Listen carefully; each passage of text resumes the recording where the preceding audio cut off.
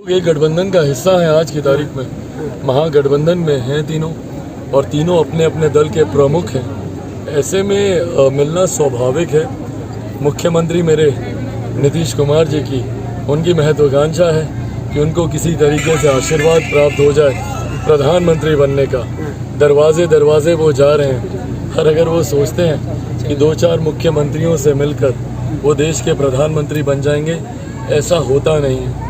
जहां एक से एक बड़ी पार्टियां हैं और जिन पार्टियों के साथ आज उनकी मुलाकात हुई, कांग्रेस के अगर आप देश भर में देख लें तो मुझे लगता है 600-700 उनके विधायक हैं। बगल में बंगाल है, ममता बनर्जी के अपने 200 या उससे ज़्यादा उनके विधायक हैं। अखिलेश जी उत्तर प्रदेश में 125 विधायकों के साथ हैं। केजरीवाल जी दोनों राज्य उनके मिला दें, दिल्ली और पंजाब, तो लगभग 150 से ज़्यादा उनके विधायक है। तो जहां इतने बड़े बड़े विधायकों वाली पार्टियां हैं, वहां पर ये 40 विधायक वाले अपने आप को प्रधानमंत्री बनने का सपना देख रहे हैं। उसी लालसा में संभवतः आज ये मुलाकात हुई होगी। सोनिया जी से भी उन्होंने आग्रह किया होगा, बट बहरहाल उनके गठबंधन के भीतर की बात है। मुलाकात हुई, मेरी जानकारी में नहीं है क्या विषय पर चर्चा हुई, पर करें मुलाकात, सपने देखिए, उसमें कोई दिक्कत नहीं। लालू गठबंधन में है, देखिए लालू जी मेरे लिए भी बहुत आदरणीय और सम्मानित है। उन्होंने बिहार की राजनीति में एक अलग उनका दर्जा, उनका एक रुतबा रहा है। संघर्ष की राजनीति को उन्होंने समझा है, निरंतरता में जनता के बीच रहने का काम किया। पर वहीं जब आप नीतीश जी की बात करें, भाई आखिरी बार आज ये बात कर रहे हैं कि उत्तर प्रदेश में जाके मैं चुनाव लड़ूंगा, फूलपुर या पता नहीं कहाँ से, क्योंकि इनको पता है कि बिहार की जनता इनको जिताएगी नहीं, जिनको पहले ही नकार दिया गया हो, तीसरे नंबर की पार्टी बना दिया गया। पर ये चुनाव की सोच आज इनके दिमाग में आई, ये भी मुझे आश्चर्यचकित करती है, क्योंकि आखिरी बार मुझे नहीं लगता कि हमारी पीढ़ी के लोगों को याद होगा कि मुख्यमंत्री नीतीश कुमार जी ने आखिरी बार कब चुनाव लड़ा था, कब वो जनता के बीच गए थे।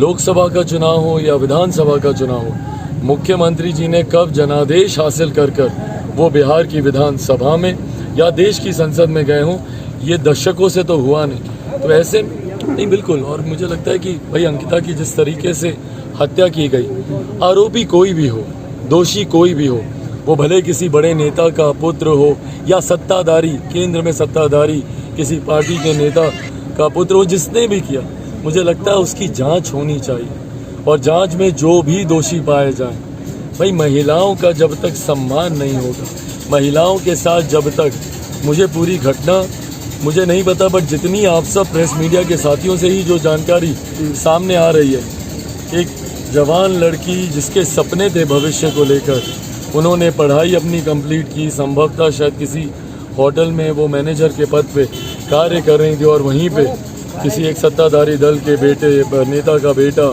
वहाँ पे उनका होटल था या क्या था, और जिस तरीके से उस पर दबाव डाला जा रहा था देह व्यापार को लेकर, ये सारी बातें जो सुनने के लिए आई हैं, ये यकीनन जांच का विषय है, उसमें सच्चाई और ज़्यादा सामने आएगी। पर सोशल मीडिया और मीडिया के माध्यम से जो जानकारी सामने आ रही है कि उसको देह व्यापार में घसीटा जा रहा था, जबरन उसके ऊपर ज़बरदस्ती की जा रही थी, और उसके बाद इस तरीके से निर्ममता के साथ उसकी हत्या कर दी गई। मैं मांग करता हूँ न सिर्फ राज्य सरकार से बल्कि केंद्र सरकार से कि बिना पक्षपात किए हुए कि वो किसका बेटा है, किसका बेटा नहीं है, अगर ऐसे आरोपों में, अगर ऐसे बड़े नाम बरी होते रहे तो धीरे धीरे जनता का विश्वास कानून से उठ जाएगा।